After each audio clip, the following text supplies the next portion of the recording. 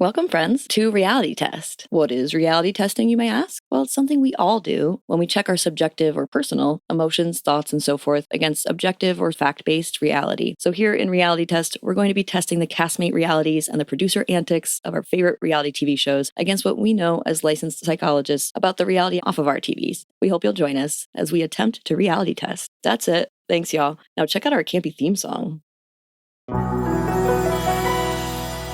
Are you feeling stressed? Your head's all messed? Well, let's forget all the rest. Fuck it, we're blessed. Cause it's time to talk reality test. Come with us. Let's reality test. Welcome to Reality Test. I'm Dr. Ray. And I'm Dr. K. Feel free to check in and take a seat wherever you like. We're heading to the award show. There's going to be velveteen seats, and there's going to be curtains, and there's going to be lovely things to do in the stadium that is not a stadium, it is a theater where we are doing awards. I am in a ball gown, personally. Yes. You can't tell, but I'm wearing a gown, of course. It looks gown-like. The top looks gown-like. And we It's yours, actually. Yeah, right? That's true. This could be very much a gown. Yeah. So whatever. Come watch the video. You'll see. You'll see our gowns. Yes. Da, da, da, da. That's a different thing. Graduating. What's that one? Graduation. Yeah, I was like cotillion. Not that I ever did cotillion or anything like that. Nor I. Thankful for that. Yeah, that is more the southern thing, I guess. We represent the other two portions of the U.S. from the cotillion. The other two. Indeed. Indubitably.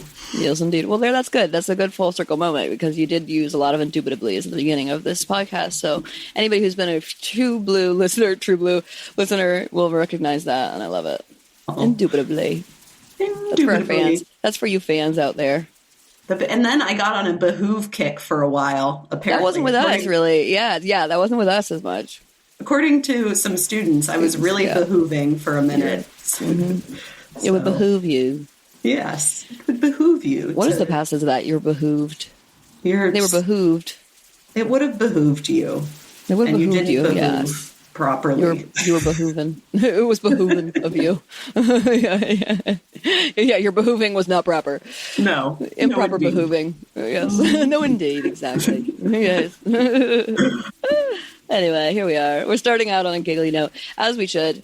Because this is award show time, which means that we get to do the fun stuff of like going all over the world in terms of different reality TV shows that we watched. So I have a bunch that I figured out that I was going to be including today, so I'm excited about that. And I decided not to include Love Island since that'll be our next foray into a thing, which you also can because we're not going to be able to cover everything when we go over Love Island as well. But I did include a little Love Island. Fabulous. I should a know lot of Summer House. Fabulous. Good. I ended up including one Summer House as well, so I like that. We'll have a touch of the Summer House. But first, we have two segments that we do. One is check-ins, where we check in about what's on our heart and minds today. And then the other one is Reality Check, where we share a study that is relevant in some way. So it's relevant to what we're talking about today, or to ourselves, or to something that's of interest in the zeitgeist out in the world. So we will do that first. And also, just a reminder that we are therapists. We're not your therapists. We're also not the therapists of people that we're going to talk about. So when we talk about diagnostic language, we're just sort of wondering about it. We don't know. We haven't assessed them properly. So we can't ethically tell you anyone's diagnosis. No. Dr. Ray, will you please tell us your reality check? What did you bring for your reality check? How do we check our reality today? I've been thinking about celebrity divorces, and in particular divorces within sort of the reality TV zeitgeist. Kyle and Mauricio, Dorit, and I'm forgetting his name. PK, yes. Kyle and Amanda. It just seems like one of those things that the more public your relationship is as a part of the show, the more likely it's going to end in divorce. Though I'll give Harry Hamlin and Lisa Rinna credit. They seem to have kind of bypassed that. So sending those two great vibes. Yes, me too. Maybe it's because she uses his whole name. I wonder if he also calls her Lisa Rinna. You know how she calls him Harry Hamlin? She'll be like, Harry Hamlin said this. That's so cute. I hope he does that with her. I hope he says Lisa Rinna does da-da-da-da. Their relationship is so cute because she's so extra and he's so reserved. It just makes me very happy. And so he loves it about her. Yeah, he does. So maybe the fact that she gets to be extra on reality TV does not. And the fact that he's also famous in his own right and was before the show keeps them like okay. And he knows Lisa Rinna from outside of reality TV Rinna. Like, he knows her from early days, you know, the soap opera days, and she, like, it's so cute. So I found out from my husband recently that he had like the biggest crush on her during those periods of time. I'm like, that's the cutest thing ever. I love that it's Lisa Rinna. That makes me so happy because I love her too. So yeah. So then I went back through like her whole genesis of looks, like how she looked over the years, and she's just stunning. I mean, she's always been stunning. She still is, and she just was absolutely. So it's so fun. I love it. She's bad bitch energy too. Always bad bitch energy. Yes, Lisa and Harry Hamlin. But I found a article. Back to the study. Sorry about that. A little pivot. I started that. I enjoyed it though. Okay, good. So this is about the changing landscape of love and marriage, of like celebrities breaking up, politicians having extramarital affairs. And it just seems to be more normalized than ever. And this was in 2010, that, you know, marriage is maybe not a forever kind of thing, particularly for celebrities, but I think kind of more commonly in the zeitgeist. And this is kind of a no duh. But this article is kind of, who's this by? By Hall, Meyer, and Ortel, that just marriage is something that needs to be reconsidered, or what it looks like and how we engage with the topic of commitment needs to be reconsidered, because especially with the number of like extramarital affair scandals that we see in reality TV, politicians, celebrities, all these things, like maybe there is something about the institution of marriage and forcing one person to be with another person for the rest of your life without access to any other partners that's just not working. And that was true in 2010. Y'all, it's even more true in 2026. And so, yeah, the way that reality TV kind of factors into that equation is really interesting. For example, with Amanda and Kyle, where people are commenting on their marriage and kind of have been from the start. And it gives them certain narratives or a certain cachet within their relationship that is very much outside of their relationship. No, it's so true. I think about that all the time because she also told us that, which I love. Like, I think it happens all the time. We don't really think about it until like somebody mentions it. But like, she straight up said, like, yeah, we used to watch the show and talk about like our feedback from our relationship because of that. And I think that's so key to think about, because of course it's going to inform people. But then the other thing she told us too is like the idea of like what's in the comments also, and that's so pernicious. It's not just even just like, I mean, obviously it's all in the comments, but it's not just sort of like the way that critics or other people or the media talk about their relationship. It's also like all these nasty people that are not nasty in terms of like being rude, people towards them in the comments being sort of like, oh, like how dare you, like how could you be with him, he's da da da da. It's hard for that negative language not to also get embedded, not just the critique itself but the language, and that can be so pernicious over time. That's so sad. Absolutely. Yeah, it really can. I can't even imagine. And Amanda is someone who struggles with like anxiety and mental health stuff. I can imagine she really internalizes that to an extra degree. Totally. And she self blames, and yeah, exactly. What was the other thing? You know what I was curious about recently? You know how she said, I didn't watch the show because I didn't want people to like, I was worried I was going to be thinking the whole time, that's how people are going to react to this, and I don't want to see it, kind of thing. Like, so for one, I think the reason that she and West both didn't watch it is because I think they did fuck, and I think they were worried that it was going to be hard to, you know, if they just say they haven't seen it, maybe they have seen it too. Maybe they're just saying they haven't seen it so they don't have to defend some of those moments, because no one's asking them because they're like, oh, they didn't watch it, and all they have to say is we didn't watch it. That actually is a really smart approach. I never thought about that. Yeah, maybe they did watch it. But yeah, so there's something to be said about the fact that like that seems like there is a bigger thing to do there, especially because in her conversation with Lindsay, this is now just a quick pivot, but in her conversation with Lindsay, when Lindsay was saying like, oh, you haven't watched it, she's like, no, I haven't watched it, and it's not because I don't want to see, like, it's not because it's hard to watch because it's the beginning of something or whatever. It's like if she specifically said that, then she knows that that's what it is, actually. I think it's like saying you're humble if you're not humble, right? Like, I think there's probably something to be said about the fact that it's because they were sleeping together. Anyway, back to the point. So if I was just wondering, maybe if they hadn't seen it, would they still read the comments? That was my original question. Like, if they really hadn't watched it, do they still look at the comments, or is that also a way to ignore the comments? Like, it helps if you haven't seen it to not read the comments. You know what I mean? Helps you not read the comments if you haven't seen it. Yeah, I think Amanda probably used to, but maybe in her and West's like, fuck it, I don't care era, maybe she Yeah. actually isn't. But Reading the comments, yeah. Oh, yeah, she did say her social medias are off. Oh, yeah. That's a good point, too. Yeah, exactly. Anyway, yeah, point being, Amanda and Kyle are a great example of the fact that they do internalize sort of like what happens in the zeitgeist or the conversation about their marriage, which makes reality TV a real pressure cooker for marriages. They either succeed or they go down. yeah, absolutely. Obviously, And, there's only those two options.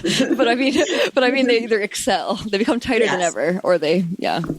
I think it probably, but to be fair, for the long-standing marriages, like I bet Mauricio and Kyle would have stayed together for the rest of their lives if they hadn't ended up on reality TV. Unfortunately, great point. There's the famous hot guy effect that could be a problem. Totally, if they get famous being hot, they get lots of attention. Hard not to turn it down. Yeah, it is sad. And unfortunately, PK may have internalized that too, which I would argue that he's not in the same category as Mauricio, though others seem to think he is on Real House. I was very confused by that. I'm like, they surely don't mean financially. Do they mean in terms of willingness to do shitty things? I don't know. Yeah, exactly. No, whatever the thing is, I mean, like he had a glow up that we saw when he first divorced Dorit, and I kind of get the sense that he knew he wasn't in the same category as Mauricio, but that if he had a glow up, maybe people would start to pay attention to him again differently. Like, I honestly feel like that's almost why he even had that dinner with Dorit, so it could be on camera, so that he could be like, look at me, my army jacket, I'm so hip now. But yeah, because then he used to go out with Mauricio too and like get wasted. And I can imagine like going out with Mauricio, people who want to get to Mauricio sleep with PK, right? I mean, like I could see that happening. So he probably gets the sort of dregs there. I mean, not dregs in terms of like how the woman's quality are. I'm sure they're amazing, but the idea that like they're the dregs of Mauricio's drink. Right. He drinks what he wants first, and he can have what's left. Probably top tier dregs in terms of like human top tier dregs. Very gorgeous people. Yeah, I'm sure they're stunning and amazing. And it doesn't matter. The main thing is they're welcome to do whatever they want. Really, it's much more about what the men choose to do with it. Right? It's like it really comes down to PK deciding I need to not do that because of whatever, or Mauricio when he was married deciding let me not do that. Yeah. But we've gone off on a tangent. What is yours? Not really. Oh. It was good. You were right on target. We're talking about relationships being affected by fame and being on being on reality TV, which I totally agree. I think Maurice's and Kyle's marriage was absolutely affected by that. Yeah. Okay, so my reality check. All right, so I was looking. First, I actually was looking up because you'll notice in my awards that this will become relevant. I was looking up triggers, and I was going to talk about things that are triggering, and there is what triggers mean. There is a psychological, neurological device that's happening when we get triggered, where your memory is what gets activated. So you're pulling from a past experience and projecting it onto the current moment, which is why when people say they get triggered, we know colloquially that means that they're saying they're like remembering something, like something is coming back into their body. And so there's actually a neurological process to that, which shows that that's exactly what's happening. It's very common with trauma, and so that's why it's also historically comes from the trauma literature.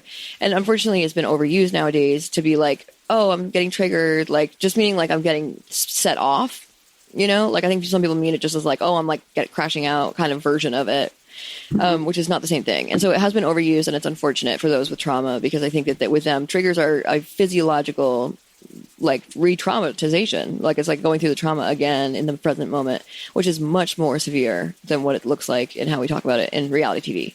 So first, the PSA, therefore, about triggers, which is that reality TV is bastardizing them because it's giving into the overall literature, colloquialisms around it, where it's like acting like it's like, oh, I'm so triggered just by saying it, versus like the physiological, psychological, neurological damage that can happen from actually revisiting a trauma in the present moment.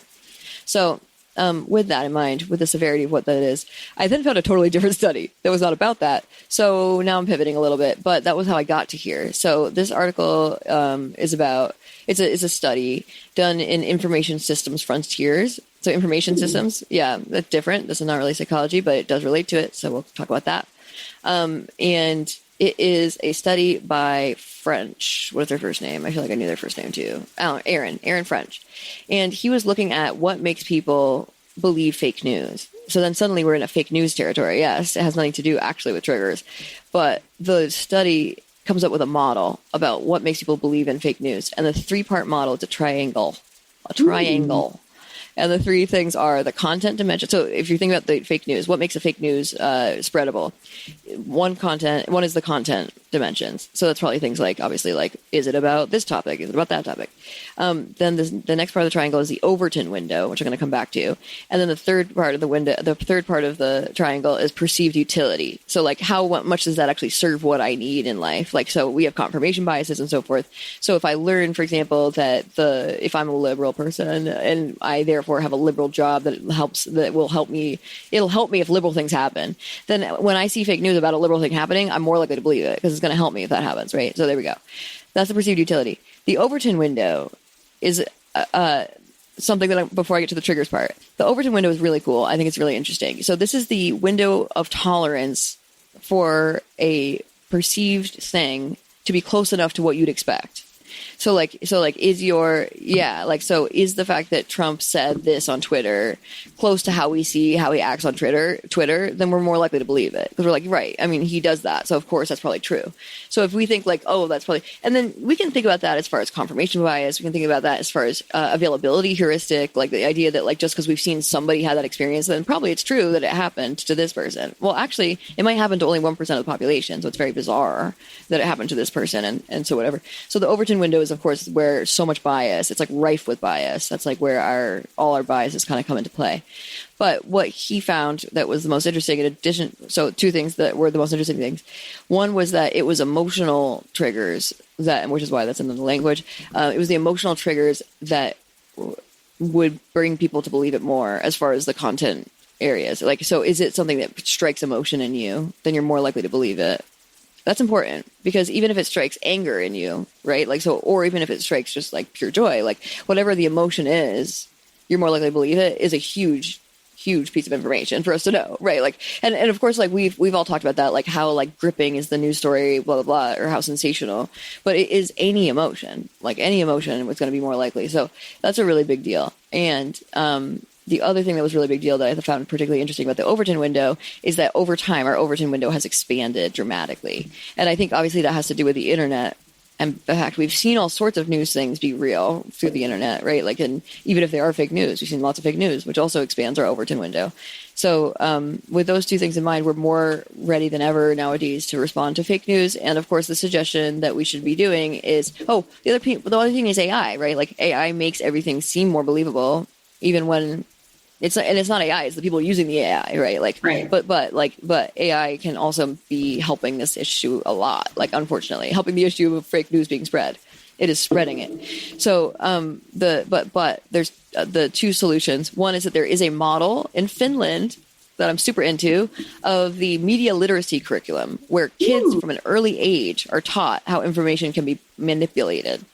I'm obsessed. So I know. Yes, Finland. We love you, Finland.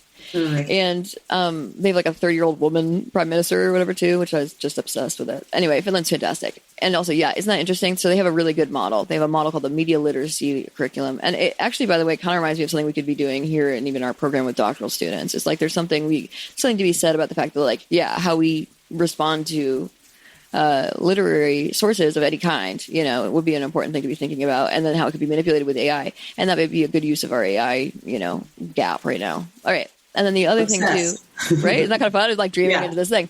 But yes. And then the other thing that I think is their suggestion is that, like, no matter what, even if you think it's interesting, or like if you think something's interesting at all, don't stop there at the meme. Go look it up, because they're probably talking about a specific speech or a specific content area. You can go to that speech and find the speech, and it might say something completely different. And so even if it's something that you like in a positive way that they're saying, still go challenge it. Go find out, like, and do the whole like deep dive into what the source is. So it's not deep dive into other people's opinions, into the source. Go find what they're responding to, and that is the only way we're ever going to challenge fake news over time.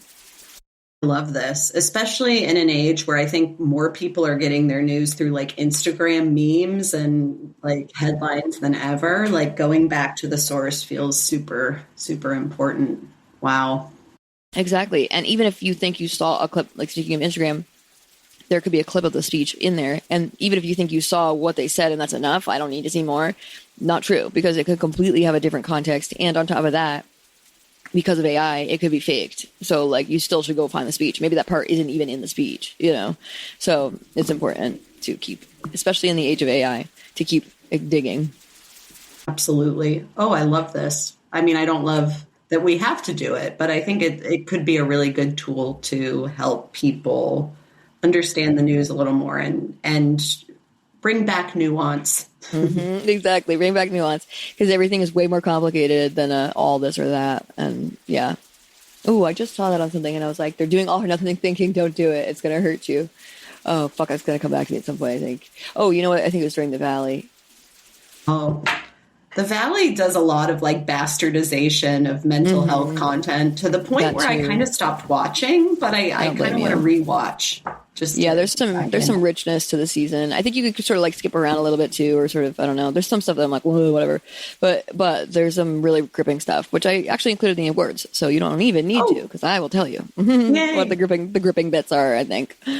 But yeah, there's some richness there. Anytime someone's just sort of like, yep, it's just that they're into me, and I'm having a hard time showing them into them. That's all there is to it. That's it. That's everything. It's like that's not it. That's not everything. There's nothing that's it doesn't matter what it is. It's not everything. So you have to just always continue to see things in shades of gray. And if you are relating to this because you do find that you tend to say things like, oh, it's always this or it's never that. And I've, in my past, been a definite person who did that a lot, the always and never stuff. It's also trauma reaction. Anyway, the whole thing is that if you're one of those people, you might find that it's actually limiting a lot of what happens in your life. And the more you can sort of be critical of it, even if you don't want to change it right away, be critical of it and sort of see the ways in which it kind of can drive the narrative sometimes and lead to self-fulfilling prophecies or manifestation, if you believe in that, or, sort of the idea that like you later learned actually was areas of gray. The more you can sort of challenge it, the easier it'll be to see it the different way, because it is actually much more, everything's more nuanced. And it changes your ability to cope with it if you know that. It can be so hard to do in the moment. And like, yeah, the more you can reflect on the moment, maybe where you're having those reactions, and then be like, shades of gray, the better. You'll notice that it feels a little bit more easy. Like, I think the more that we're able to say like, okay, because it can feel like overwhelming to be like, but then I don't know what to do because it's more complicated than this. Like, and so it's like, I can't, if I knew it was black and white, I could just do this and that's easier. There is a simplicity that comes with that. But the problem is that then you also tend to act in extremes. Like, so now if you think it's all this way and therefore you know to act that way, the reason you should know the gray is because actually you probably shouldn't act that way, even if that's somewhat true at the baseline. Like, there's something a little bit more, nuanced and complicated that if you act that way, you'll feel better about it after the fact. Like, you're also going to cope with it better. You're going to feel better about yourself. You're not going to have the second arrow of like insulting yourself about how you reacted. I think part of what can just be hard about the fact that it is so complicated is it feels like an overwhelm of options. There's so many different options about what you can do if it's more gray area. So I think the more that can feel overwhelming, the less likely you are to see it in gray. And so the more we can see it in gray and actually embrace that, the less likely you are to make an extreme action, and the better you'll feel about it afterwards. Better outcomes, even though it's hard. Can be hard. Indeed. And it can, I think the clickbait can be appealing, right? If you, if you're, and that media, lives in extremes. Yeah. If your media is like, in an extreme sort of content area, then you're going to get more play. And that's hard. That's hard to undo or unlearn.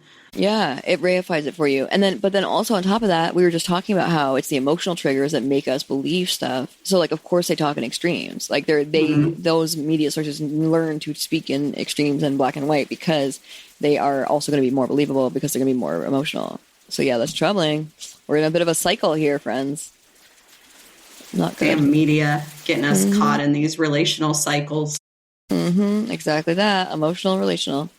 So, but now, speaking of emotional relational, what is on your heart and mind today, dear Dr. Ray? This is our check-in portion where we talk about what we're bringing in, so you know any biases we might have based on how we're feeling coming into the podcast. Let's see. I have been home like consistently for like a week and a half now. I've been traveling a lot, and it's really nice. It's just nice to be back in New England. It's nice to work on my garden. It's nice to just kind of be in my community, just doing various things. And summer is great. Like academic stuff slows down, which it's just been nice. It's nice to be back. I feel like better rested than I was before, where I was like, go, go, go, go, go. So yeah, that's been fun.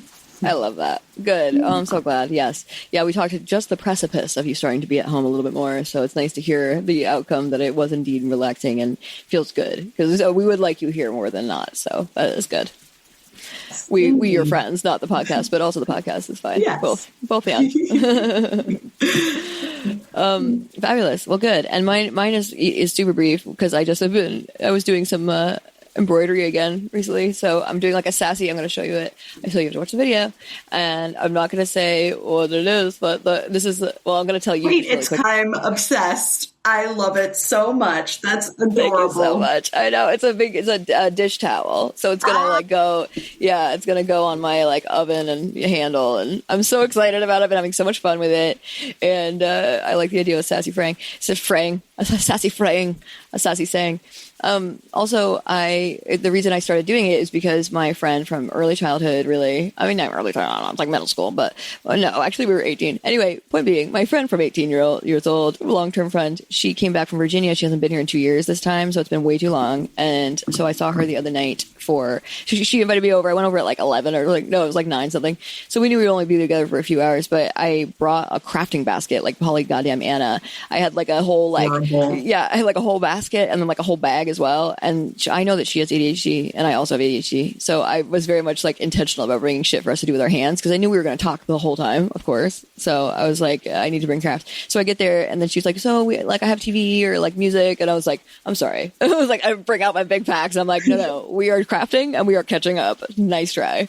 And then, so yeah, we spent the whole time. She made this really cute friendship bracelet. And then I was working on my embroidery and it was so fun. I was there till like 3 a.m. It was great.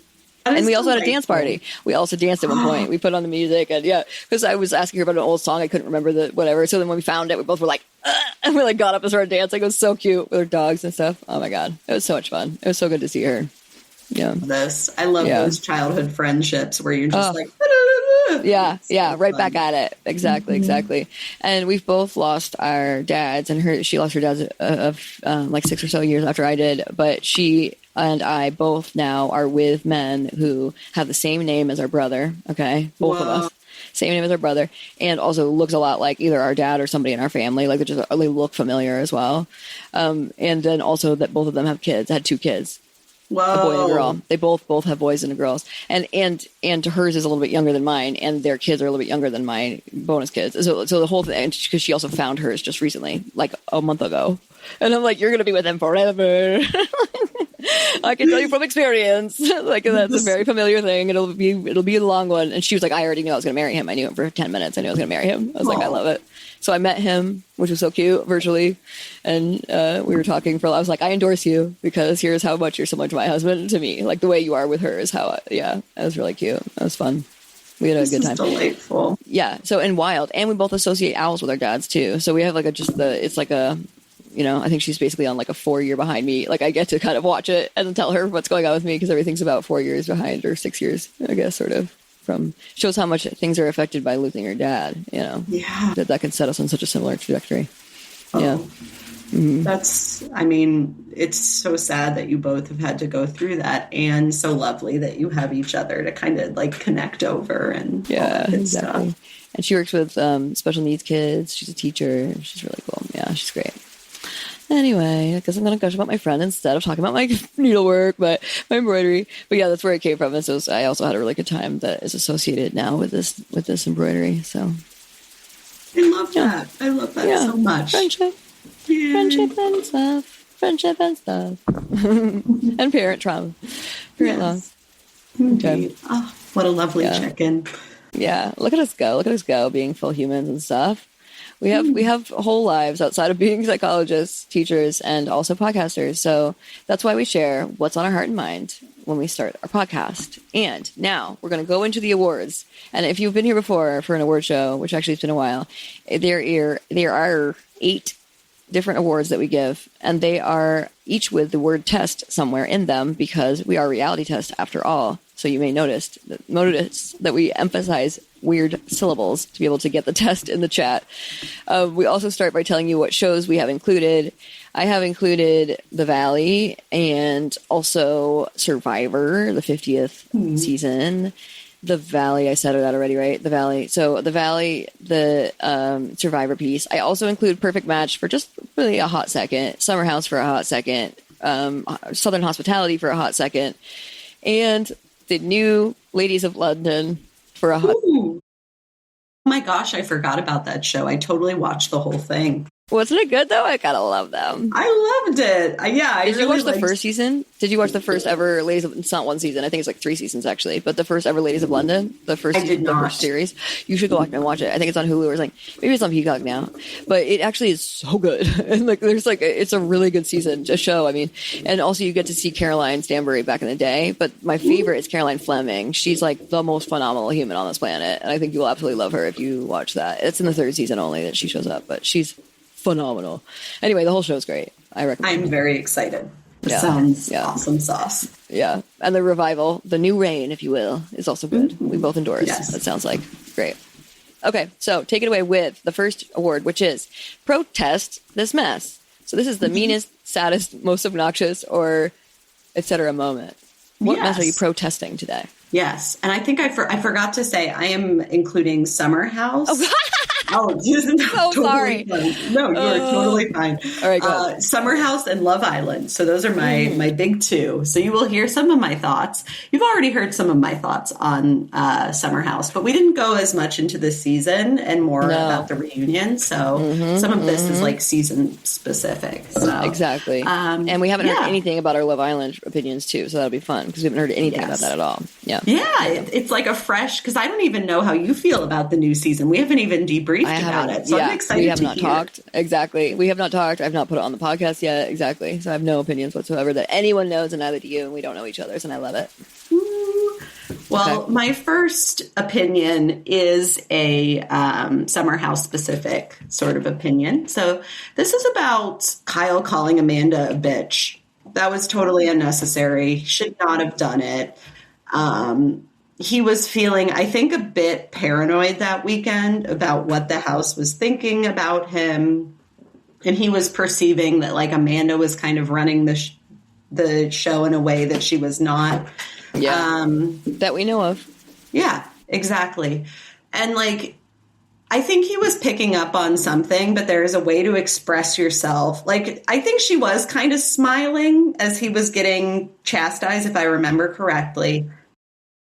Yeah, and there is something about that is frustrating, but there is a way to express your emotions that is not like calling someone a bitch. And I think that is his downfall. Is I think he is a sensitive human, so he picks up on things, but he doesn't know how to express himself effectively. Probably too because he drinks so much in those moments. Like, I did pick up that she was like enjoying that moment a little bit. I think her facial expressions did show that.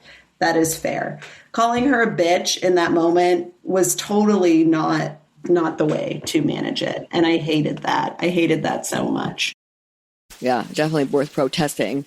And I also would say too, like, you're right. She was sort of smiling at him. It's sort of the feeling when it's like when you look at your spouse and they're hearing from someone else exactly what you've been telling them.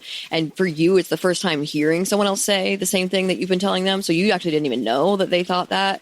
So then you're sort of looking at them like, I did tell you.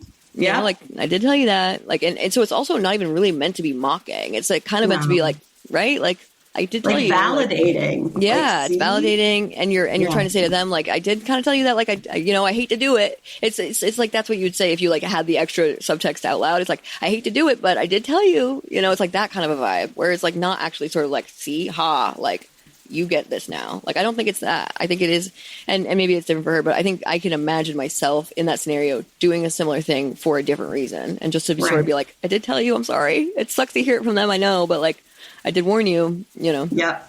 And instead of addressing, and West actually effectively in that moment, I didn't know, I was like, you're not actually mad at Amanda. And I thought that was actually like amazing. Yeah. Little did I know that maybe he had ulterior motives for being so nuanced and emotionally intelligent, but he was right. Like, yeah.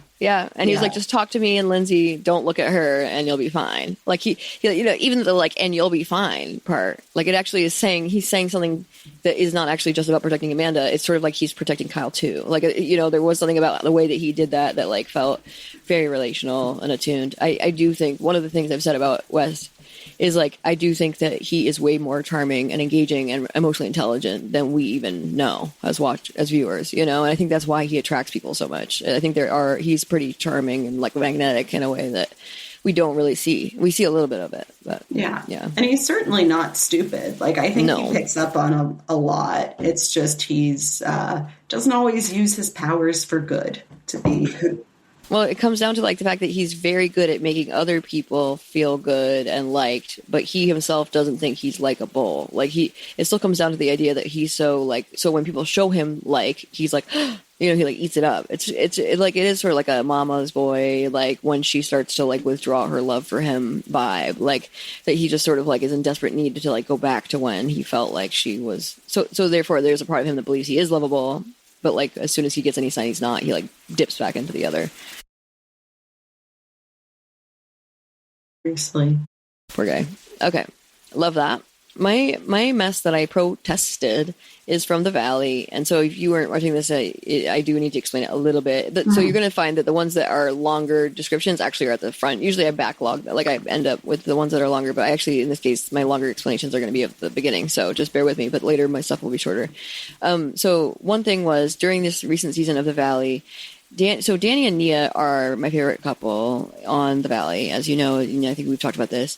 And also, I have major issues with Danny, and I have since the beginning. I've always felt that way, and I think that a lot of people have liked him, then sort of like become disillusioned. I never liked him. I like him more than the other guys. That's a big thing, but it's not. I don't like him in general. So, sure enough, he's a fucking menace. But when he drinks, he's worse, and that's always been clear. It's obvious. As soon as he drinks, everything goes downhill. And in this case, they were getting ready for a drag show they were going to do in the house, and it was really fun. But and also Nia was the one organizing it, Danny's wife. Nia's Miss America, yeah. So she has perfectionistic tendencies, but she's also just like a love, and like I love her so much. She's great. She's beautiful and amazing. It doesn't matter if she's beautiful at all, of course, but that's part of it. And like, just true. It's also true. Yeah, but yeah, actually accurate. It's actually like a factual thing. Yeah, it's just like, what is the fact? Yeah, exactly. And they're both religious, and they both are faith based, which is a problem in my opinion that factors into what we're about to talk about. They also have 3 kids. I think they just had their 4th, maybe actually. So in this season, they just had another baby. I think it's their 4th. So now, like, they're stressed out, but also. Still, I think that he mistreats her. So one thing is they're getting ready for the drag show she is organizing, okay? And she has a baby she's been taking care of on this whole trip. They're on a trip. And she organizes this thing very, like, elegantly and so forth. And then now everyone has dispersed to get their drag outfits on, and she is responsible for Danny's drag outfit. So she comes and she starts getting him ready, and he starts putting on his, like, fake, you've seen this probably before too because it was in the early seasons, his fake like competitive voice where he's like, oh no, it's all about winning, like, and then he like tells her what to do, and he's like oh, you're gonna do this, what do you mean, how could you say that to me, like, but he like pretends he's putting on a character, but like it doesn't feel that way. Like to her it's still like he's being a dick, even though in his mind he's like being that funny competitive guy. So that starts happening again. We've seen it before. We hate it. We hate it for her. This time she starts telling him, I don't like this. I don't know what you're doing, but it doesn't make me feel good. Like, please stop. Like I get what you're doing actually, and I don't like it. Please stop. Da-da-da. And so she's saying that sort of repeatedly to him. And meanwhile, Lala is for the very first time on a trip with the Valley people because she was newly added in as a full cast member. Right. So she's in the background hearing this, and she finally steps in and she goes, Danny, like, first she goes like, what are you guys doing? Like, this is weird. And then she kind of like backs off. And then she comes back in and she's like, what is this? And then she figures out this character thing. She's like, okay. She leaves him alone. But then this last time when she literally says to him, she has now, when Nia has done a whole face of makeup, he goes, take my makeup off. Like, he just becomes an actual, like, does way too much and goes too far. So then finally Lala goes, all right, listen, you're triggering me. Like, this is not okay. I don't know why you're talking to her that way. It needs to stop. Like, people on the outside don't get it. So the whole time she's being so like level and like attending to like exactly what's the problem. She's not like over anything. Like, she's right on the money.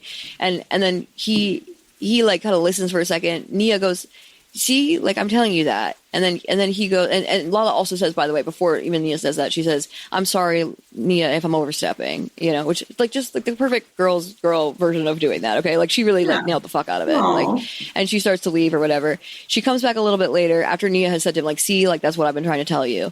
She comes back and then he goes, okay, oh, look, it's Miss Trigger. It's Miss Trigger.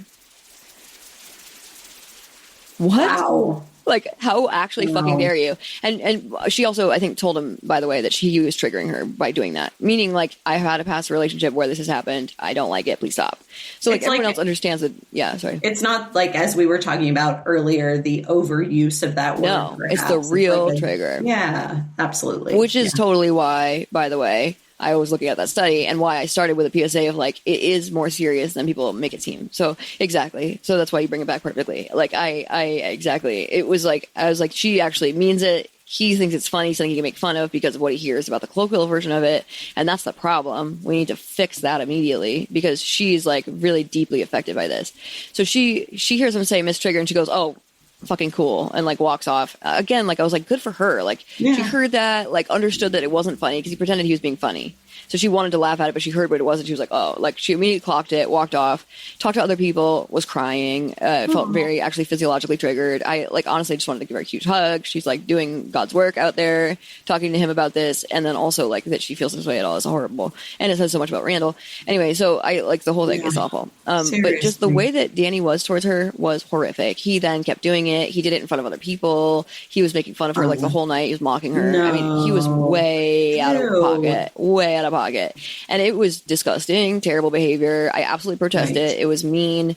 And then I will say too, like the next day, Nia and Danny have a conversation, and she was like, we shouldn't have talked while you were drunk. Like it was because you were drunk. And he was like, yep, I'm really sorry about how I treated you. I was in character, and that wasn't a funny character. Like I shouldn't have treated you like that. He has a very genuine seeming apology to Nia, and I appreciate that. And also it wasn't enough in that apology conversation at all. It wasn't enough. But then he has the same version with Lala, which is why I bring this up, where like she was so cool about it. She was like, listen, I was triggered, which means that I was pulling from my own experience, and I understand it's different with you guys, and like I understand that. And also, like, do you get where I'm just like worried about you because you're different when you drink? As soon as you have a drink, you're a different guy. So I'm just worried about you. Like, and I'm not judging. That from experience too. Yep. Like, she goes like, zero judgment. Like I was like that too, and I now don't drink. Like, so I'm not judging you. And he's like, yeah. But like when she goes, I'm worried about you when you have a drink, he just freezes basically. And he tells us in his testimonial, how dare she bring that up? I was like, I'm sorry, what? I was like, you got the nicest version of a day 2 conversation with Lala than you ever deserved. And she was like very vocal with people about what was problematic. Like, so she was clear she knew what was wrong about how he acted, and that it was extremely fucked up.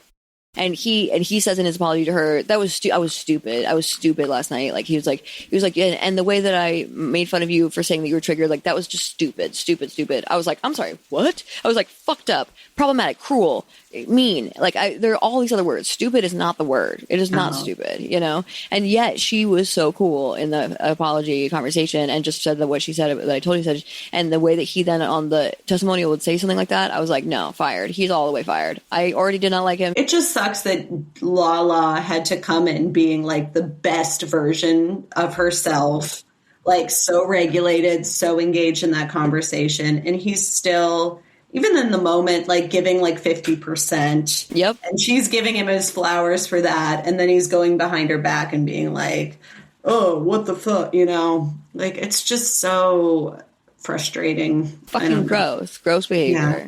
And it sucks because I love Nia and I get why she defends him because he's her husband, and she also sees this other side of him, and he does have another side of him. I totally get that.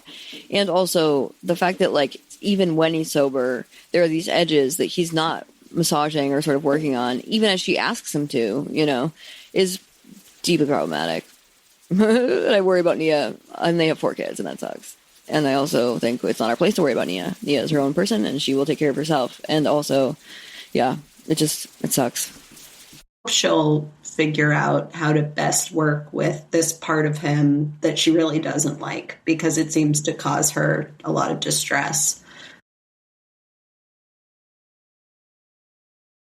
Oof. Well, speaking of doing a lot, who is doing the mostest for you? So who is the most cringe and embarrassing that you've kind of experienced in recent memory? On reality TV. On reality TV specifically, because there could be more. So doing the most test, I actually have Danny to Nia. So the test this mess was Danny to Lala, which was like deeply fucked up, and I hope it never happens again, and it was disgusting. All the way through the end, even when he was sober, it was disgusting behavior. Doing the most test, however, was the way he was towards Nia, which was already bad enough. You know, it's like that was already bad. And I think he was doing way too much. He was like being way cringe, embarrassing. I really didn't like that. And I've explained it already. The only piece that I didn't add for that first part when I was describing it is that she takes him aside during the night when he's being a total bag of dicks. And she says, like, what's happening? Like, she actually even says, she's like, so listen, like, I felt unheard. I wasn't liking how you were talking to me. And then you're also doing this. And then she goes, so I just wanted to check in. Like, what's going on for you? Nice. I was like, oh my God. I know. I was like, Nia, amazing. Like, what an amazing way to open that up. Like, A plus. And then he, you know, was sort of like, don't talk to me that way. Don't talk to me that way. And the thing that started that whole conversation earlier was him being like, when they even walked out there to have a conversation, he kept saying to her, I can't believe you talked to me like that. I can't believe you said that to me. I would never say that to you. I can't believe you said that to me. I would never say that to you. And the whole time she's sort of like, okay, I'm just going to take your mic off. Like, she's sort of like momming him. Which to me shows that, like, at home, he gets to that place, too, where he'll be like, I can't believe you said that to the kids. Like, I would never say that, you know, like, sort of, and that she's always like, all right, you're not going to feel this way in 5 minutes. Like, you know, so it's the way that she just sort of was like, all right, okay. Like, so obviously that's a phase. Yeah, it's obviously a phase he has in other ways, and it's gross. I don't like that phase. His phases of drinking are horrific. And so each part of those put together was a definite doing too much. So cringe, embarrassing on him, not embarrassing on her. She handled every single thing like a total boss. And also, understandably, you know, everything was understandable how she handled it.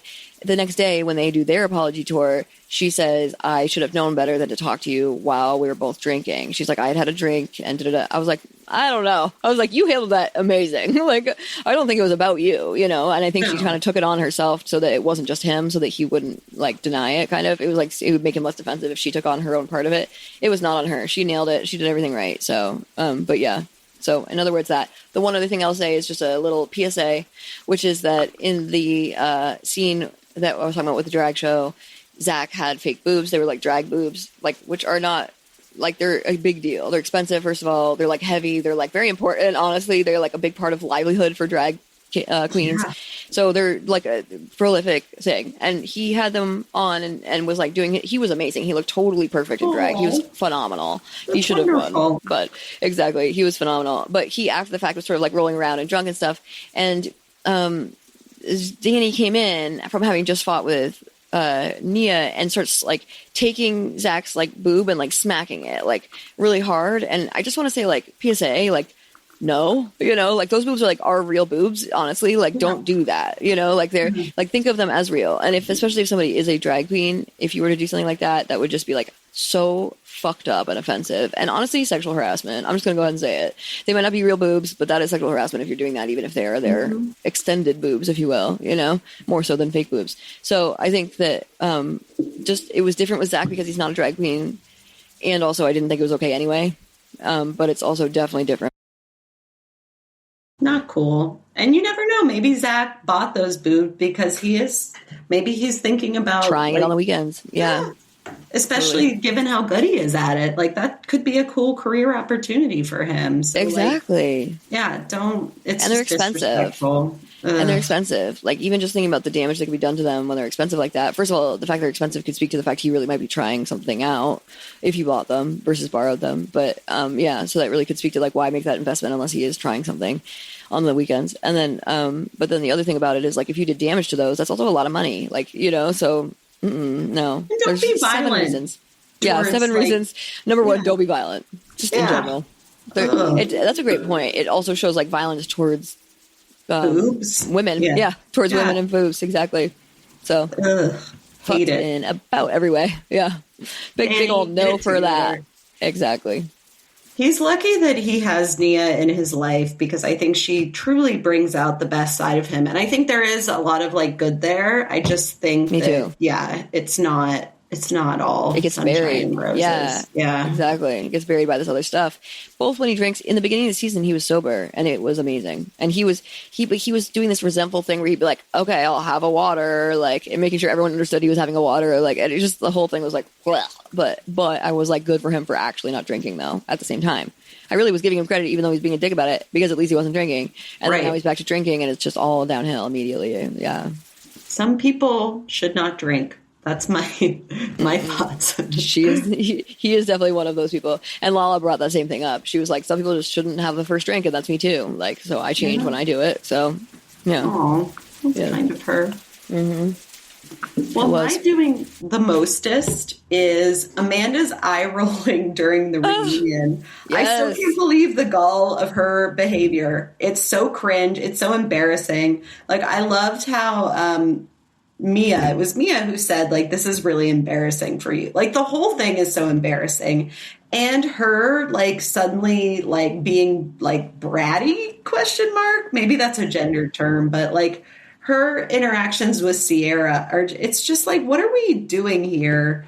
It's not a good look. I hated watching it. I couldn't believe it. I still can't believe it. It's so embarrassing to me. Like, her entire behavior, like, ugh. Childish. And the, like, fake racial justice shit, if this is how she actually feels about her friend Sierra, who has had her back for the entire, like, experience with Kyle. It's embarrassing, it's cringe, and it's disturbing. Like, all the things. It's so bad. It's so bad. And I can't believe she didn't, learn about that from somebody. Like, everyone keeps talking about, like, for example, their PR people. Like, I don't know. Because I think someone would have been like, don't go in like that. Yeah. I hope. Like, be humble.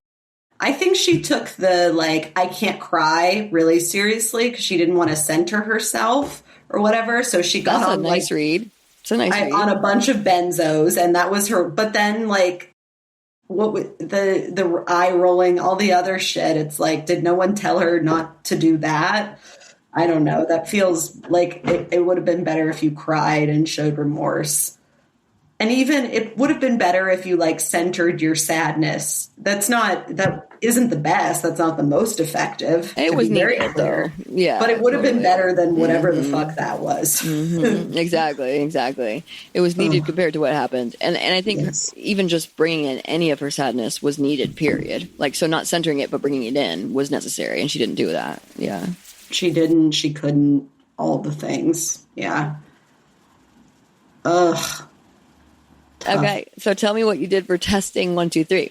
Testing 1, 2, 3 is the best production ad, cinematography, music, direction, etc. Or you could think of it as, like, the best or worst producer antic or moment. Okay, so West's ex girlfriend Miha, sorry, and Sierra had, like, an interaction at the end of the bonus episode where it's like, alluding to the fact that she might be on the next season. And I saw that confirmed after, that she might be on the next season of Summer House. I don't love it because it's still centering West. And Mia and West are still pretty enmeshed. The 6-hour talk. Exactly. Yeah. I don't know that I need it personally. Like, for me, I don't necessarily need her benefiting from his behavior, if that makes sense. Like, it's like, it feels like a bridge too far for me. I think she already benefited from it. I just don't love it. Yeah. Something about it, maybe I need to unpack it more, but my initial reaction is, I don't want to see this, really. Like, I don't want her to necessarily be, like, initiated into the friend group. It kind of feels like Ben's girlfriend, like, the vibes we both, I think, felt. It's just like, I don't know.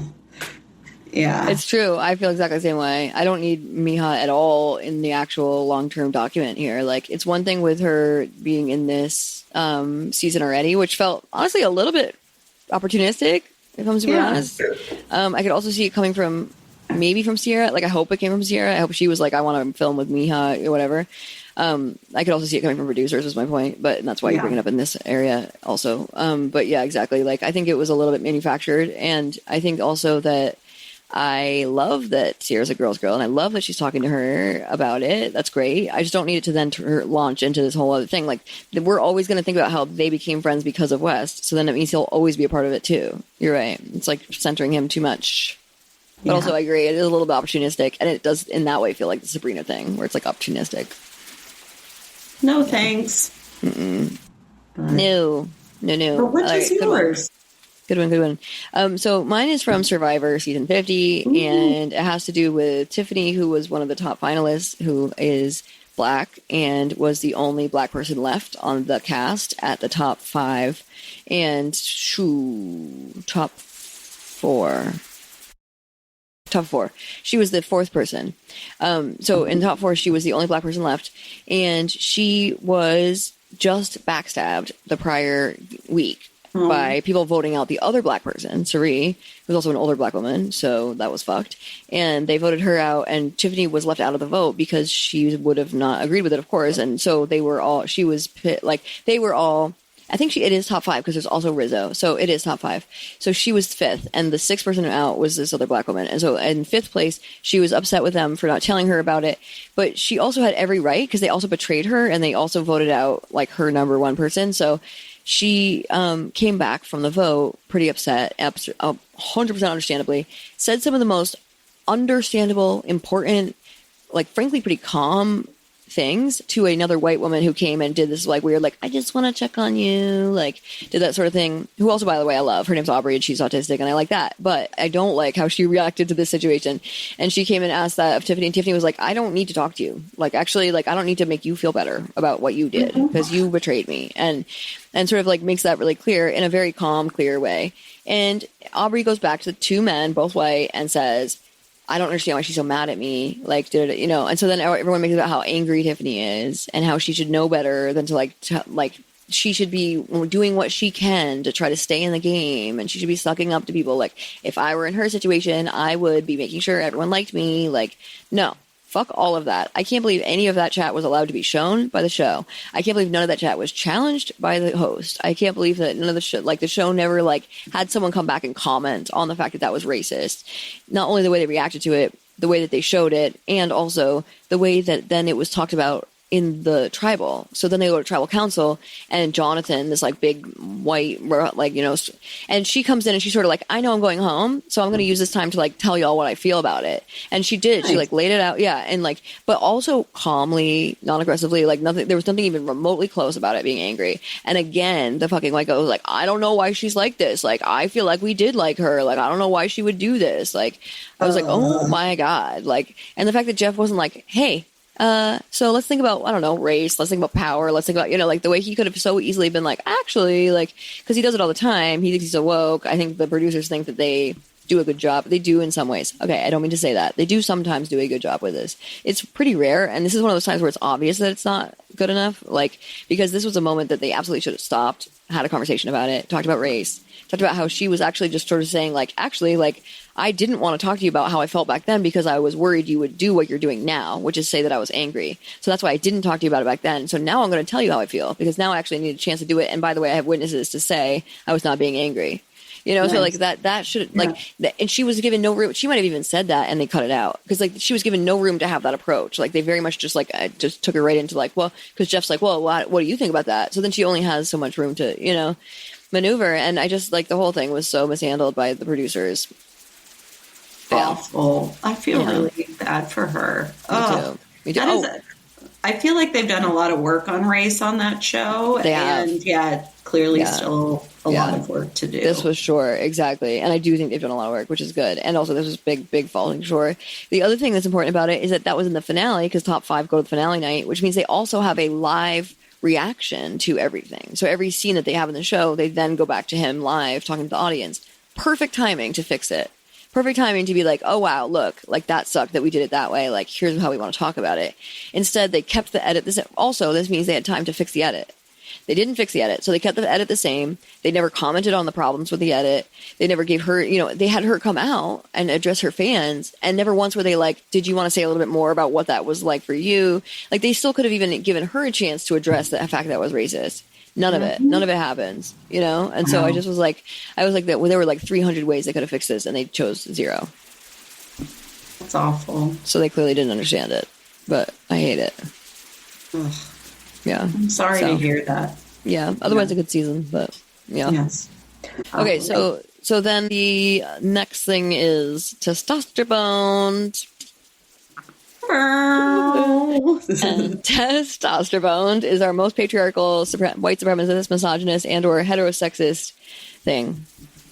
Okay, I have 2 things from Summer House. So the first is Kyle and Carl's weird fight. It was just so like masculinity fronting. I think Carl misunderstood some of Kyle's actions. It felt like Carl, if I'm to think about his history that we know some things about, it was like, oh, this is something that is kind of, I don't have another word, but toxic, that is happening. And it almost felt like he was stepping into a role that like felt more comfortable for him, which is like some sort of like protector sort of role where it reminded me of like Carl early seasons. Weirdly, I don't love this. I feel like that fight between the two of them then allowed them to heal in some like weirdly masculinized way. I wish that there was another way that didn't feel scary and aggressive for them to work on their shit. And that's, to be honest, that's Carl's growth as much as Kyle's. So that's all I need to say about that. Yeah. Also, Ben's behavior all season towards Bae, and the way that he showed up in the reunion and like tried to defend himself, she clocked him so hard, and I loved it. Where she was like, "Total turn off the way you came at me that one night," and he like got defensive, and you liked it when Carl got aggressive. It was because he was defending women. Yeah, exactly. Yes. It was just it made me like the way that Bailey handled that. I mean, I liked her before that, but it showed to me that she's very emotionally intelligent and she's picking up on what's happening. And I loved the way she handled that. And I hated the way that Ben handled his interactions with her. He can be quite patronizing towards them and everything. And it is an Australian thing. Like, they still are way behind us in terms of like understanding patriarchy and how that looks. So yeah, they're definitely super sexist and patriarchal. And also I think they're also very chill. There's some really good qualities about Australians. But yeah, that's not one of them. Yeah. Ben is great towards other men. Like, he's so understanding and empathic. Very good with them. Yeah. He just, so he can get there. Maybe he'll get there with other genders too. At some point. Yeah, exactly. Hasn't gotten there yet. Exactly. Yeah, no, I totally agree. And then also at the end when both he and Andy were like, well, no, you liked it when I got aggressive too. And she's like, no, I did not. I was very clear about the fact I did not. I was like, right. Like, she never said she got turned on by that. There was a part of her that got turned on. And as soon as she said that to Ben, where she's like, no, I did not, he like completely shut up. Like, he wasn't like, well, yeah, you said this. Like, he just was like, yeah, she was like, nice try. Yeah, exactly. Yeah. Made me like her a lot. Like, I hope she continues on the show. Like, she just, I look forward to seeing her journey. Yes. Fabulous. I totally agree. One of my testosterone was from actually what we were talking about the other day about Marissa from Love is Blind. The one with she and Ramses. Yes. At the end, he sort of was like, I love that you make me feel so good, but like your energy maybe is too much. So on Perfect Match, which she's on with Damari, who was from Too Hot to Handle, is this very tall black man, and she and he were together from the beginning. She's super into him. He seems into her, but like there's some questions there. And so during one of their conversations, he says to her, like, and he actually is saying, like, I like you a lot. They're both expressing their love for each other. So it's a very positive conversation. And during it, he says, I love the way you make me feel. And so she goes, ugh. Like, and she sort of says, that's one of my triggers. Like, it worries me when you say it. You like how I make you feel. Like, can you like me for me? And he immediately gets upset. And he was sort of like, whoa, like, you're being really negative. Like, I don't like this. And she was like, oh, I'm sorry. She's like, I'm sorry. I shouldn't have said that, but let me explain why I did. Like, you should say that. It makes sense. Everyone watching understood it. We all were immediately like, yep, Ramses. Like, and the point is, he didn't see Love is Blind. And so to him, he felt like she was bringing something negative into something he said. And like, for her, she's like, I'm actually trying to tell you about myself. Like, and also like, it was triggering. So it's okay that I said that because I felt that way. Like, and so the whole point is like, best phrasing at baseline. Like, I understand if his intent was totally different, but like, and he didn't quite say that, by the way. It was a version of it. Gotcha. But you're right. Gotcha. You're right. That kind of phrasing of like, you make me feel good isn't great. But like, it was, he said something else just like, I feel like, he's like, I'm so happy when we're together. It was something like that.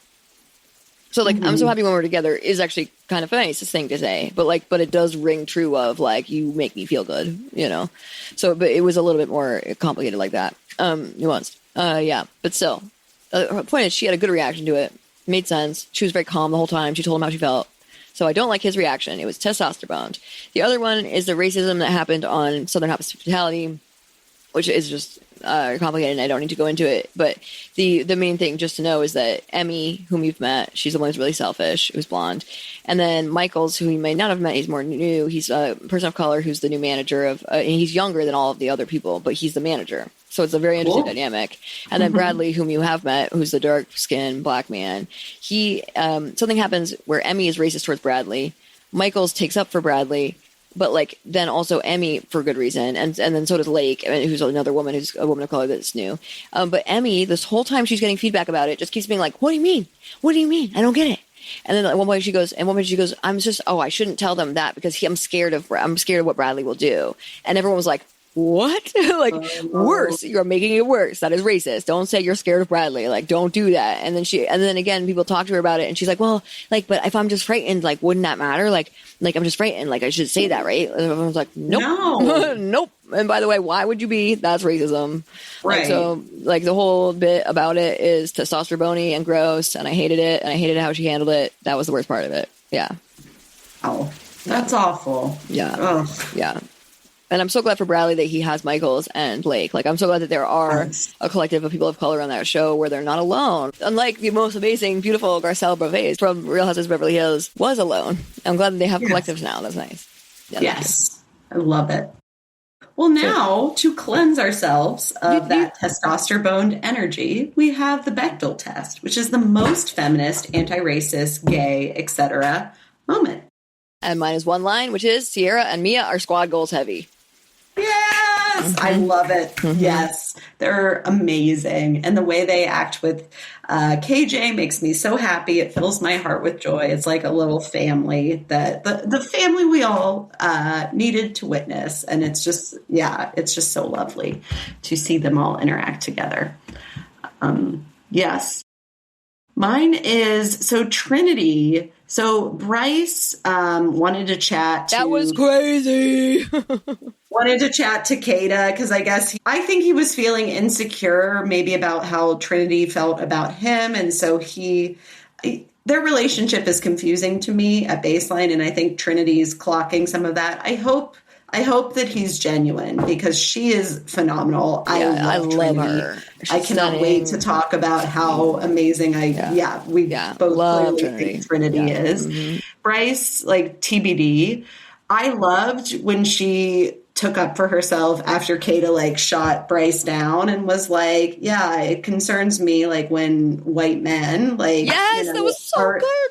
Are into me until like someone who is more similar to them comes along. And I'm paraphrasing. No, that was like, so good. She said it, she put it out there, and I was so glad that she named that dynamic. And it was incredible.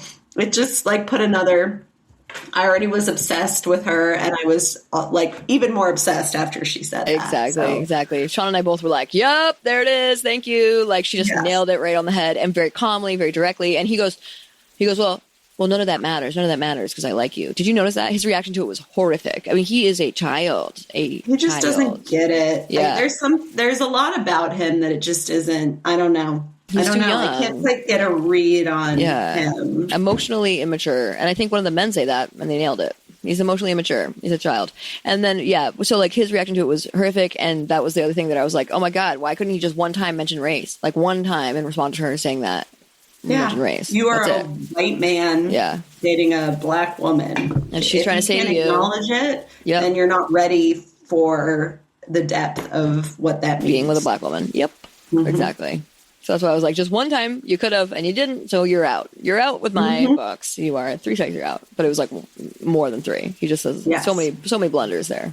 Mm-hmm. Oh, fabulous. Good one. I love that one. Okay. So the next one is they were the worst test of friends. They were the best test of friends. So these are like the worst or best friendship or relationship moments. So Melanie and Sincere, it's been hard to watch. They have both engaged in behavior that I think is tough. I think that Sincere is afraid to like say the things to her. And so he'll present very differently in front of her face. And then he'll like, I don't know. and then he'll like make out with someone else. And I'm like, what are you doing, For bro? 6 hours, hang out in fucking soul ties. Like, come on. I find him very confusing. To stand up for Melanie, I find Sincere's behavior very confusing. I don't know what to do with him sometimes. And he pissed me off kind of the most when I can't remember the challenge, but it was something where like Melanie ghosted someone because he was creepy towards her and like bought a ring, and she was like very perturbed by it. Yeah. And then Sincere was like, that's a red flag. Yes. Meanwhile, what came out about him was that he was like texting other women during a relationship, and he was like, it happens. And I was like, what? I don't understand that is so one-sided, motherfucker. Yeah. Yeah. So I think Melanie has some growth edges too, to be fair. Like, I think they're in some sort of weird dynamic. I actually think that her going back and forth on the kisses, which was a big controversy, I think she was trying to be sexy. And so I kind of felt bad for her because I feel like she got shamed, and then like it just went in a different direction. Yeah, than she meant it to. Like, I don't know. So I kind of feel for her. And at the same time, there are times with her where I'm like, what are you doing? I know. That I can't remember on the top of my head, but do exist. I know. But yeah, I know, that's right? fine. No, it's a good point, though. Like, her moments are, like, quick and sort of, like, you're just sort of like, you're being kind of childish. Like, whereas his moments are like, what the fuck? Like, you don't get to say that then. You know, like, I feel like more, more emotion related to his mess ups. More with her, some sort of like, ooh, like, I don't know. Like, don't do that, you know? With his, I'm like, what the fuck? You can't do that. This is so weird. Yeah, you're not allowed to do that. Developmentally young to the point of, like, I don't know that he can be in a relationship. And not yet. That feels cruel, but it is how I feel. And I think she also needs more relationship experience. I think they both need more relationship experience. Exactly. Yeah. They're both early in life experience, early in relational experience. Yeah. Yes, indeed. Yes. But what about you? What is yours? So mine is actually the one little nod to Ladies of London New Reign, which is to say that during this show, and you know this, which is great, that Dara and Micah at the beginning, Dara. Now I think it might be Dara, because it was Dara in Summer House. Was it Dara? Right. The Asian woman? It might be Dara. Yeah. I think it was. So Dara and Micah in this were, oh my gosh, tragic. Like, just the absolute worst test of friends. And I was so glad Micah found out. And I couldn't believe the way that Dara was, like, taking advantage of Micah's, like, goodwill, sort of, like, innocence, definitely, naivete, definitely, but also, like, goodwill. And actually I was impressed with Micah being like, nope, I'm out. Like, now I know? No. Like, I was like, good for her. She didn't let her, like, relational part override the reality check, you know, that she got. She got a real reality check from how Dara treated her. And so to anyone who didn't watch the show, it just was coming down to Dara talking shit about Micah behind her back and someone bringing it up at a dinner table where Micah was there, and Micah understood it and immediately believed it, even though Dara's immediate reaction was like, I never said that. Nope, never said that. Immediately denied it, canceled the dinner, quit the show. Dara quit the show because of it. I mean, the whole thing went just immediately downhill. So I definitely give that, like, the, like, dumpster fire award for worst test of friends, especially based on Dara, or only based on Dara's behavior. But I liked Dara, but that was not good. I didn't after that. That was really bad.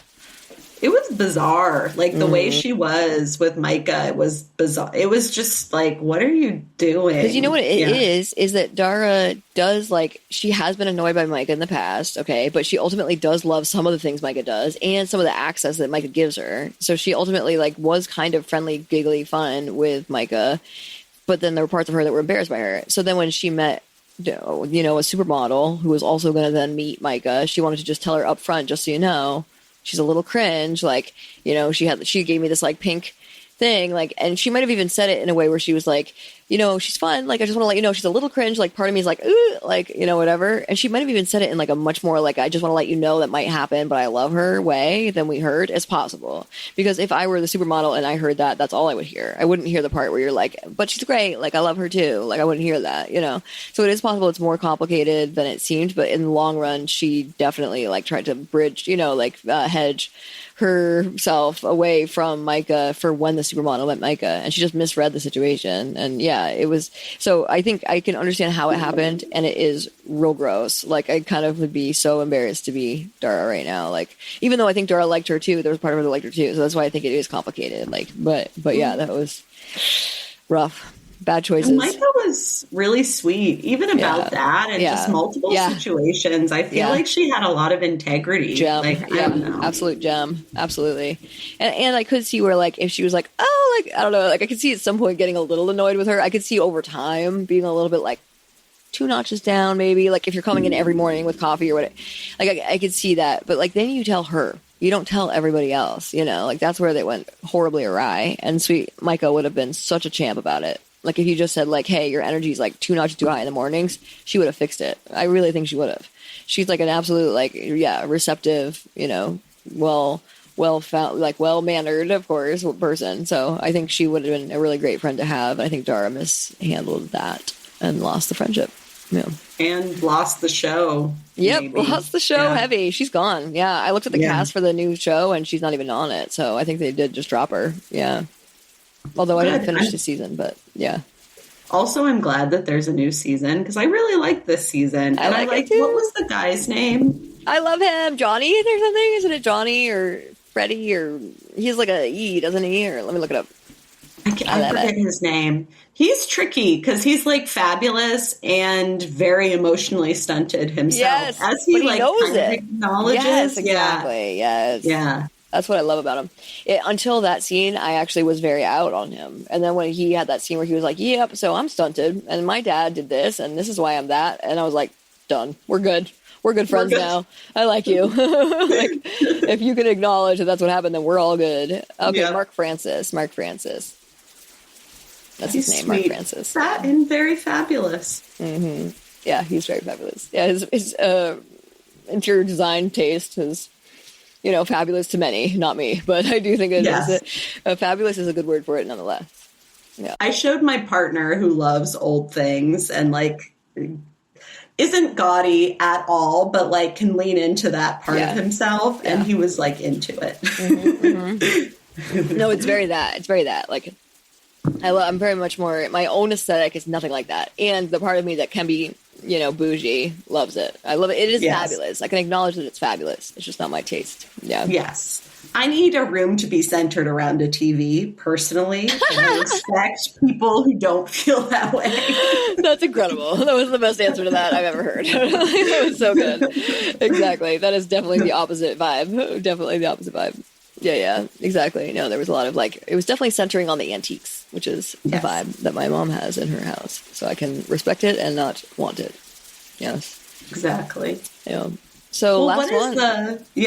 This is my worst. Is it my turn? Yeah, it is totally yours. I think I totally just jumped on your dick there. Okay, go ahead. No, not at all.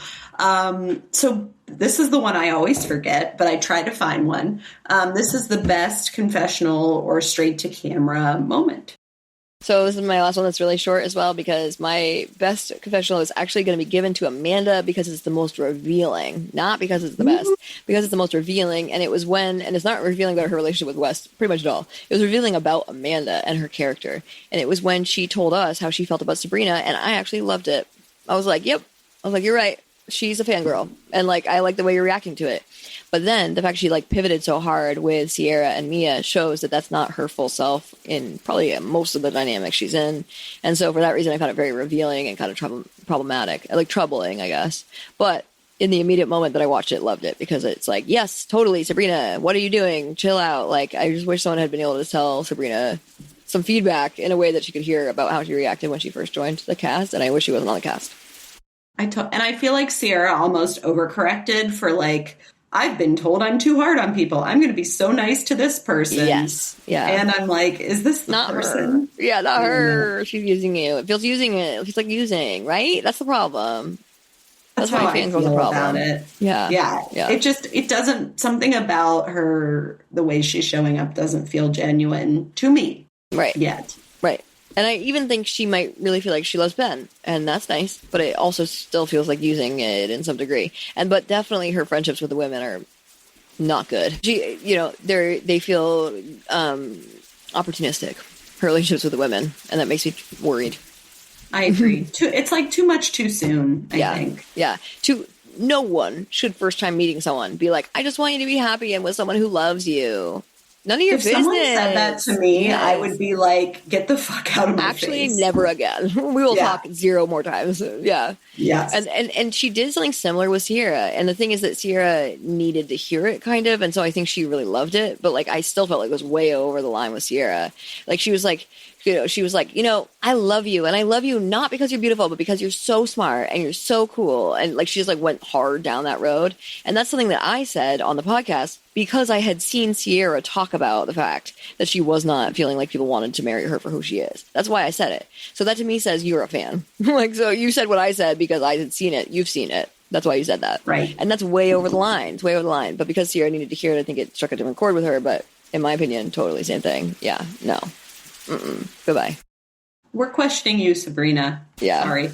It's Okay, funny. come I here. was thinking about doing something with Amanda too, but I had already said it. So I went in it was about her being like, Sierra says the things that I want to say. Also felt revealing of like when Sierra was like, we need, like, the two of you should spend time apart. Like, yes. That. And also showed how good of a friend Sierra was to Amanda, in my opinion. So I guess that'll be a second one. The one I said was when Bryce admitted his ego was hurt by Kata turning him down. Yes, great point. I kind of liked that he said that. Like he said it was showed, embarrassing. Yeah, that he felt embarrassed. I was like, yeah, you probably should. And I appreciated his self-awareness in that moment. That like what was he appreciated it overall, but what was hurting was his ego. So I thought that it was a good moment for him. Yeah, it was a definite moment of growth. And I think that he thinks he's a lot wiser than he is, like the way he gives feedback to other men about their relationships that they do not take. They have no interest in it, and nor should they. But they all know he's emotionally mature, but he doesn't know. And so then in that moment, it felt like, okay, even though he has no clue like how far he still needs to go, like that was a moment where he did have a little bit of emotional insight, which was good. Yeah, it was. I love it. Oh. Well, great award show. What a joy. And what great shows we covered. So if you all want to see this video and therefore see my, needlepoint or whatever the fuck it's called, embroidery, and see our gowns on top, then you may do so. Exactly. And our waves. You may do so at patreon.com/realitytest, capital R, capital T, or you can go to Patreon and put into the search bar at realitytest. And then you can also go ahead and get $5 a month membership, because then you'll be able to see all the videos for free. Or you can pay $5 per video, which is $7.50 if you're using the Apple iPhone. Then the other thing you can do is go on over to Instagram, where you'll find us at Reality Test Podcast, or individuals are at Dr. K Pods and at Dr. Ray Pods, respectively. And then you'll find us at both YouTube and Facebook at Reality Test Pod. And our email is realitycheckpodding@gmail.com. Indeed. And don't forget to rate, review, subscribe, and tell all your friends. And also, you should maybe $5 a month makes sense for you, or to buy one of our videos. We're working hard. Exactly. And I've seen that we've had some like uptick in numbers, and that's exciting. And y'all are so welcome. Come join us on Patreon. Even if you are a non-paying member, you get to see and listen to our audios a night before everyone else. So it is worth it, even if you join for free. I will just tell y'all too that any of you who are friends of friends, your friends told you to come and you're their friends, you now should tell your friends, and then we get more friends, and we can all be friends. And we all appreciate you. We all, Dr. Ray and I, all two of us, appreciate you and love you, and hope that you all have a fabulous week, and that we will see you all next session. Bye.